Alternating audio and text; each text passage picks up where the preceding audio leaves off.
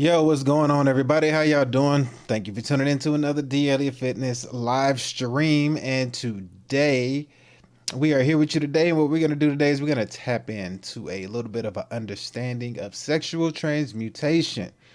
For those of you on your journey to semen retention and want to know how to take it to the next level, here is what you should be doing while you're on it. This is what should take you to the next level. You should be doing these things here, which we have a video that a guy, the way he presented it is kind of different, but you can't knock the knowledge that he input in it. But this should tell you, give you some motivation, some insight to what you need to be doing in order to hit the ground running and get out there and make something of your practice and how to separate yourself from the masses. Because really you should be focusing on what the top 1% people do. Don't do what the crowd do what the top 1% do. If the crowd's going left, you should be going right, and have a understanding of it. And the process that you should be doing should be internal, and then it will affect your external, as opposed to people trying to do an external practice but their internal is still destroyed. But with that being said, today I want y'all to go ahead and hit that like button, the one that's going to pop up right there like always, and do us a favor to get this algorithm out there and going. I want to thank everybody that supports this, watches it, views it, give me likes and stuff like that. I greatly do appreciate the people who watch it and get this message out. A lot of people need to hear it and understand it and to be able to apply it to their life, to help them out, to save them in the situation that they're in, to better themselves, to do the personal development work that needs to be done to better yourself and to better your families, most importantly. But with that being said, we're not going to waste too much time. We're going to go ahead and get this video going. Probably not going to watch the whole thing, but the point is going to be very clear. So without further ado, let's go ahead and get it going. And of course, as always, my apologies to the headphone gang, because it's probably going to hit you when you hear it. But with that being said, let's go ahead and get started on this, y'all, because this is going to be very interesting to hear. Let's go.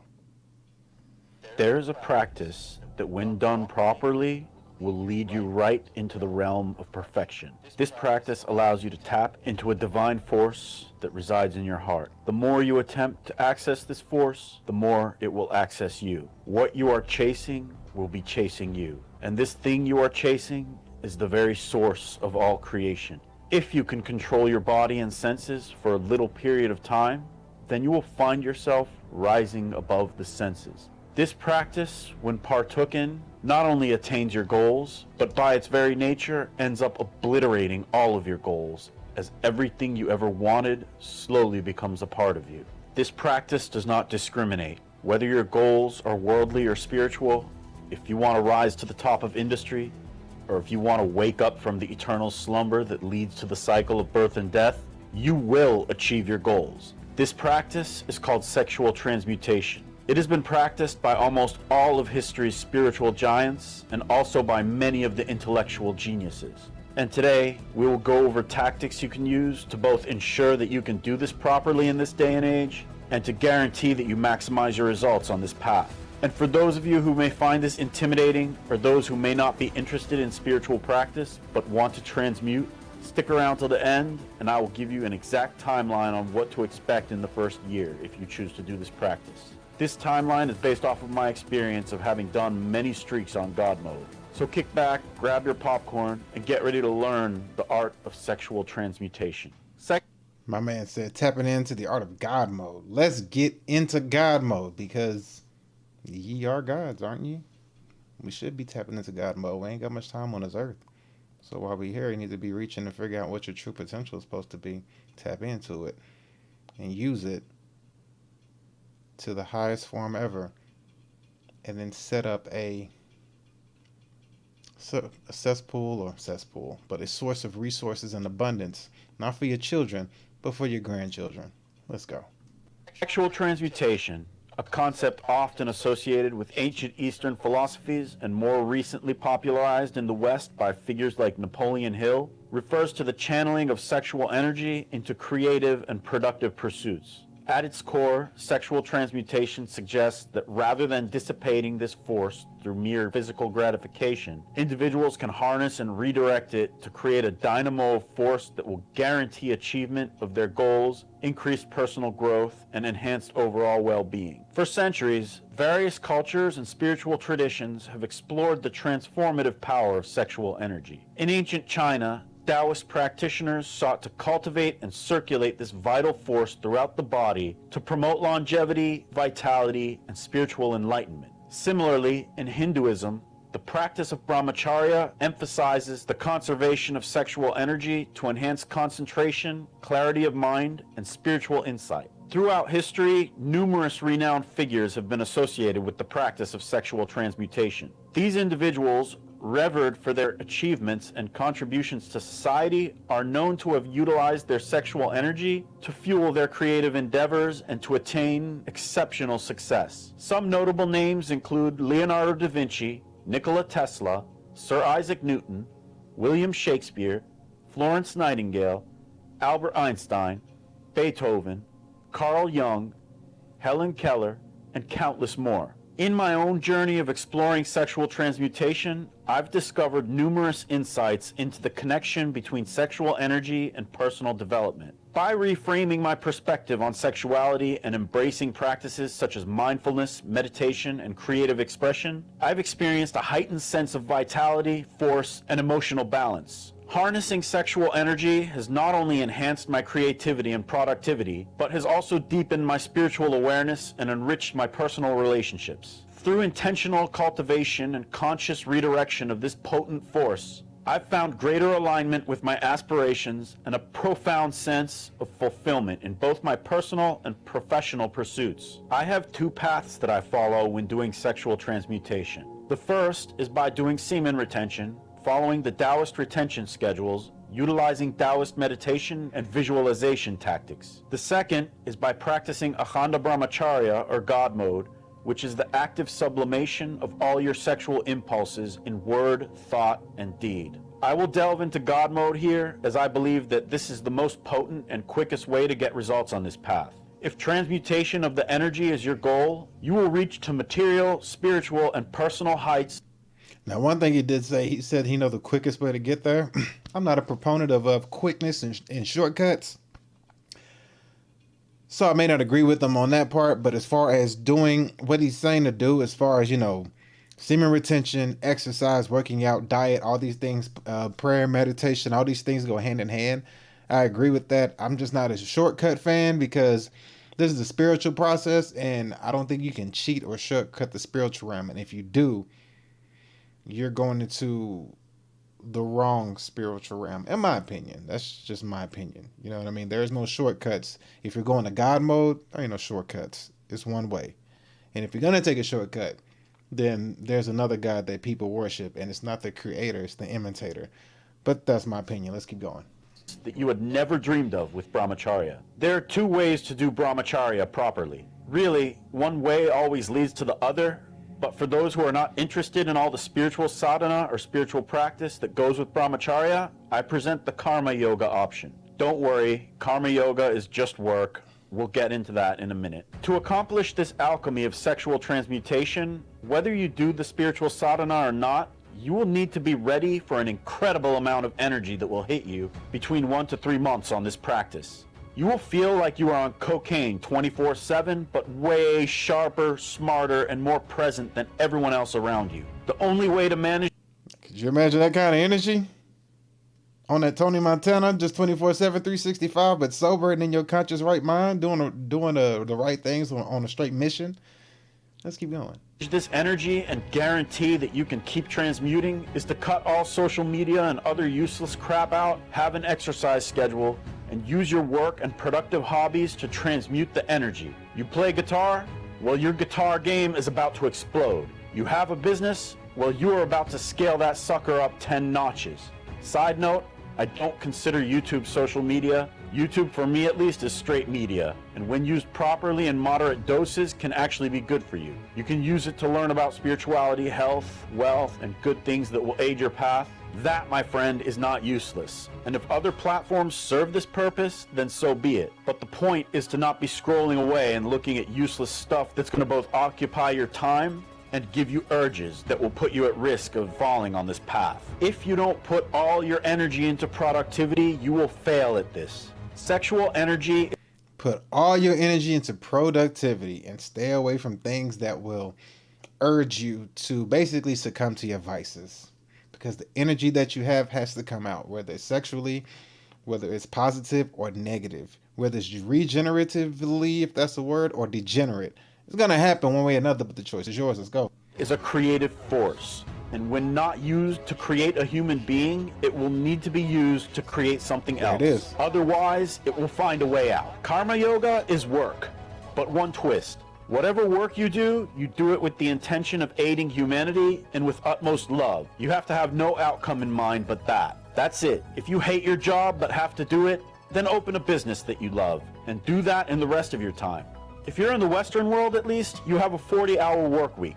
That gives you plenty of time to work on your business or hobbies that effectively transmute this energy. This alchemy of transmutation will only take place if you make a plan and stick to it. You will have ups and downs, but you need to ensure that you put all of your energy into productive stuff with love for the world. You will have ups and downs. And a good thing about ups and downs is I'm going to do a video tomorrow that's going to tell you about the attack that's going to be put on you when you choose to take this path. Today we got this. Tomorrow we're going to have a video that's going to talk about, the attack that you're going to be under while you're on this journey. It's a good one. It's a short one tomorrow, but it's really powerful. But let's go. If you are in the I hate my job category, I understand your pain. I was there, but I suggest you even change the frame on that for now. Until you get your business going full time to where you can quit your job. Since you are stuck there 40 hours a week, do whatever work you do with love. That one twist of frame will change the game tremendously. It's all about intention and gratitude. When you change your mindset, you will be unstoppable. And you will have even more energy when you are off to do the things you love. And trust me, the energy is crazy.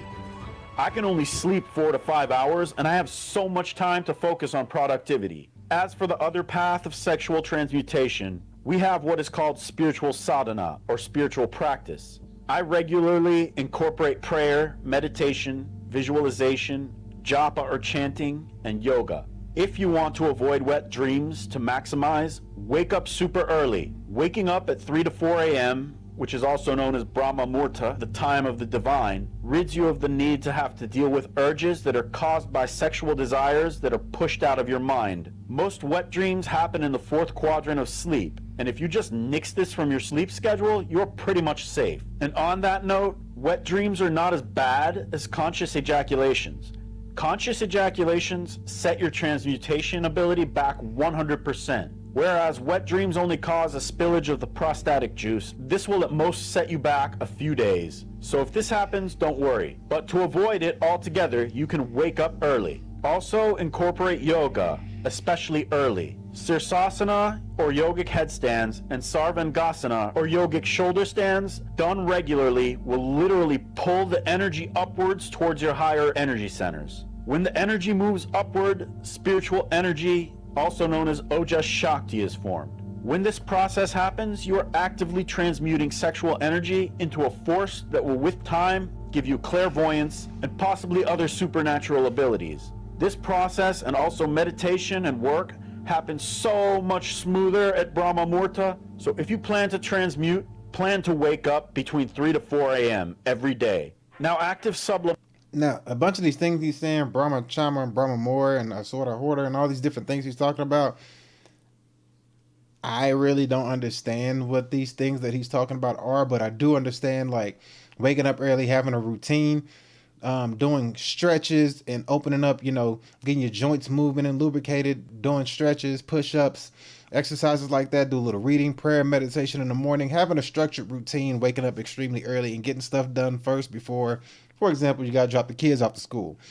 I agree with that. So it's saying the same thing in a sense, just in a different way, but putting these things together and moving forward and propelling yourself forward and being dedicated with a ritual, get early, go to bed early, sleep time, early wake up time, and putting these things together, I agree with.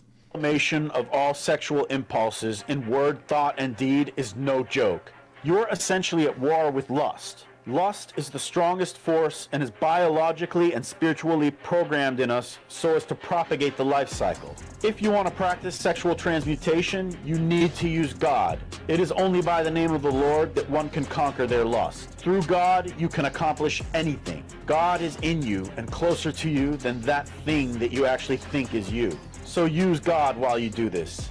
Every time you sense a sexual thought brewing, just tell yourself, I'm not going to go there, and move on to your work. If you get to the point where you've allowed yourself to achieve a mental state with this thought, then you need to stop everything and chant a mantra. I use my own prayer. I just picture Jesus or Ramana Maharshi and say, God, please shine your grace on me, over and over until the fire subsides. I literally feel the energy moving up into my heart chakra when the fire subsides. But you can use your own prayer to whatever God you will, or just look one up online. Plenty of mantras to go around. You can also visualize anything. This Hindu tactic of visualizing a god is merely a trick to bring your mind to one-pointedness. Doing this visualization and chanting actively when you have a sexual urge with the intention of ridding yourself of that urge is the #1 way to accomplish sexual alchemy. You want to transmute your sexual energy? Then this is the #1 way to do so and will pay the highest dividends. If you are not into spiritual practice, just cutting off the thoughts and putting the energy into your work will suffice, but it won't work as efficiently. Also, with time, I think everyone who does God mode will find themselves doing spiritual sadhana anyways. Out of curiosity, when you experience this super surge of energy and you realize that Indian sages wrote about this for millennia and actually used this very practice for God realization, you will be tempted to dabble. And when you dabble on brahmacharya, you will actually get results.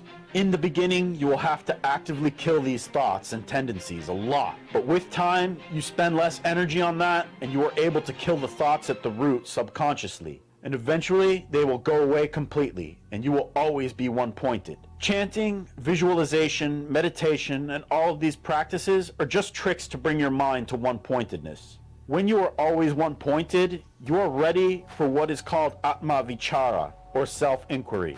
Who is it that is one-pointed? Who is it that is experiencing all of this? On the other end of that inquiry is the gateless gate to God. But again, as I always state, don't take my word for it. Do an experience, and then you will have knowledge. Now, I'm not a big fan of chanting because you don't know what you're going to be chanting. You know what I mean? You don't know if you like hear people doing different chants, you don't know what they're saying, and they can tell you what it is that they're saying, but you don't really know. So I'm not a big fan of chanting at all. I don't chant because chant could be summoning in some kind of evil spirit, and I just try to shy or move away from that completely. But as far as what he's saying, as far as everything he's talking about is spot on.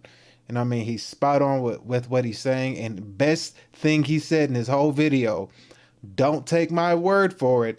Try it yourself. Do it yourself. And then, only then will you know the truth or not. That's the biggest thing about all of this. If you don't try it yourself, you will never know. You can always ask somebody for results. You can always ask somebody, show me where this works at and show me how this works. You won't know. You have to do it yourself. That's the biggest takeaway from all of this. All of this right here.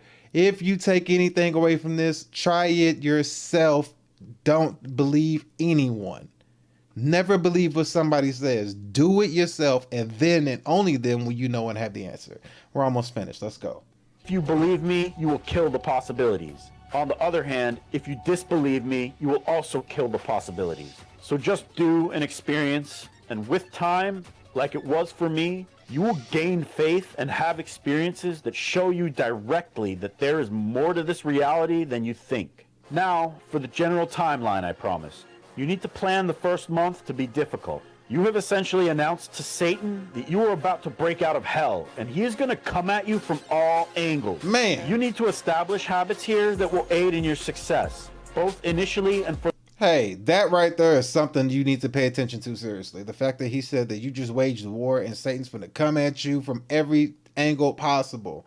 He's finna hit you hard because you're like, oh, is that what you finna do? You think you finna just escape this? That right there was a very, very, very powerful and important thing that he said on top of what I said earlier. You were going to get tested like you wouldn't believe.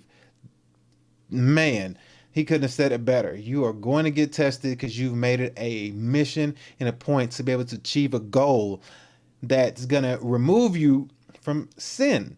You know, lust is one of the biggest sins and it's everywhere today. You can't escape it. Turn on anything, even ads showing bras, and you're seeing cleavage everywhere. Like, you can't escape it. You cannot get away from it. You know, the sexualizing women, and women are just okay with this and they're allowing it to happen, put in front of the kids' face, and just all this legalized prostitution going on that you can clearly see and you know what it is. So you're gonna get tested. That's the biggest thing. Like, when you wage that war, you're waging war against sin. You're saying, hey, I'm not gonna fall for any of these tricks or any of these sins. I'm not going for this no more. And who is gonna attack you? You don't gotta believe in it or not, but all because you don't believe in it doesn't mean you won't get attacked from it. Let's go. For the long run. To do this, you need to wake up early and get some exercise in and go to work. Cut out all social media, temporarily at least, until you get over this initial withdrawal period. If you don't have your food in order, then you need to get that in check. Eat breakfast after working out, then eat a meal around 2:30ish, both big meals, and then fast intermittently until your next breakfast. You cannot transmute this energy efficiently if you are a glutton, so getting sex and food in line together is a sine qua non for this practice. Sleep 8 hours at this point, as you will need it during this period because your energies have not built to the max yet. During this period, I recommend the mentioned chanting tactic if you want this to work efficiently. If you are hell-bent against spiritual practice, then you can just do work all the time and go back to your work when you kill the thoughts. The sexual energy will transmute in your work, and you will do wonders with your work and gain insights that just seem to come from somewhere else. And when this happens, you will be tempted to dabble in the spiritual stuff. But the point is, for the first month or even 2 months, depending on what ground you start on, you will be very active fighting sexual urges, so be ready. It will take 1 month or so for someone who has experienced longer streaks already, but if you're brand new to this, plan 2 months. At 60 days in, we can safely say that most people will be over the initial hump and your habits are now part of your routine. At this point, you will also have supercharged energy and can slowly dial your sleep back. If you are like me, your sleep will naturally dial itself back. Just make sure that when you wake up early, just get up and go. Don't try to sleep. If your body doesn't let you go back within 5 to 10 minutes, just get up and go. I'm pretty sure that everyone who has made it this far will have some form of spiritual sadhana going in their routine, and this is the point where you want to dial it up on that. Ojas starts forming at this time point, and the more sadhana and karma yoga you do, the more you will transmute. 60 to 90 days, your energy really supercharges, and you feel the Orjas forming directly. This is where you literally outperform in this world, and also start to detach from it as you slowly start to attach to the divine. At 90 days to 6 months, you attach more to God. You will still have bouts where you have to actively fight urges, but the time between those urges is way longer, and your ability to cut them off at the root is also way sharper. As you attach to God, you need to be super diligent. You will start caring less about this world, yet at the same time love everyone with every cent of your being, as you see God standing in front of you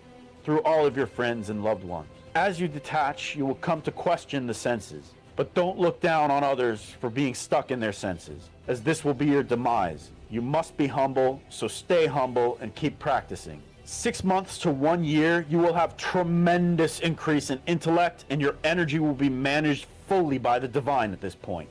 You will have experienced God literally ripping the old you out of you and managing everything for you. Life has little friction at this point. Your swapping from sleep to wakefulness is almost fluid. It is like you experience the other side of things, and you feel that there's more to this than meets the eye. God will drop hints, and when they hit you, you look up and you're staring at him and you know he's looking back. I'm trying to put this in words, but words can't really describe. You're almost always present at this point, and you're getting results everywhere in life. Sexual urges are rare now as you have trained your mind, but if you live in this world, the difficulty may come with looking at an actual woman. You will avoid this for the most part, but sometimes you may catch yourself looking at girls. And at this point, the chanting tactic is a must if you catch yourself doing this. If the only goal for you is spiritual, then this may be a perfect time to move to an ashram in the Himalayas because you can't avoid it in this world. But if you choose to live in this world, just use these instincts as opportunities to transmute, as transmutation happens very smoothly on urges. If you actively use the mentioned tactics to transmute your sexual energy, you will look back in a year and not recognize the old you. That I promise. And it isn't like you never have sexual thoughts. Oftentimes people I help say that they're intimidated because obviously we have to live in a body and the body has urges. To that I'll say this: while the tendencies may happen, the more you actively sublimate them, the more results you will get, and the less the tendencies will have their grip on you. With time, they go away. It is slow, but it happens. And the fact that you are intimidated and so attached to your body and senses that you can't fathom being freed from these urges is in and of itself proof of at least some of what is stated on this topic. This was programmed into you, and it is the strongest urge with the strongest energy, and if you transmute that energy, you will be unstoppable. As I continue to delve deeper into the practice of sexual transmutation, I am continually inspired by the timeless wisdom of those who have walked this path before me.